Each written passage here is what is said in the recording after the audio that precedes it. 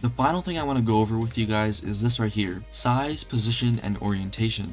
One thing you guys can notice about these numbers is that they're not normal numbers like transparency or reflectance. As you can see in a script, if I were to try to change a position like this, it's not going to work. It thinks we're assigning 3 values to one variable. Just like instance.new and brickcolor.new, there's something called vector, and vector is basically the group of 3 numbers that we're looking at here. To get a vector, we write Vector3.new, and then we can put our 3 numbers. As you can see, it says number x, number y, and number z. If you go to view right now and you turn on the view selector, you can actually see the x, y, and z. Increasing the x value sends parts more this way, increasing the z value sends parts more that way, and the y value is up. If you've played Minecraft a lot with coordinates on, you'll probably already be a lot more knowledgeable about this system. It'll be a lot easier for you. Similarly to the position, I can also set the size and orientation. Just like that, I set the size and position to a vector3 value. Let's go ahead and run the game and see what it looks like. There's a blue part right there. In the properties, we can see the size and the position we set. Because of the weird way Roblox rounds, it's not 3, but don't worry, it's pretty much 3. Pay attention to the part. Let's see if we can notice a difference between this number and 3. It moved about 1 or 2 pixels on my screen. However, that will never be noticeable and it probably will never affect your game. Let's say I just want to change the x and the z of the size, and I want to keep the y the same. But what if I don't know what the y is going to be at this time in the game? One simple thing you can do is write size.x.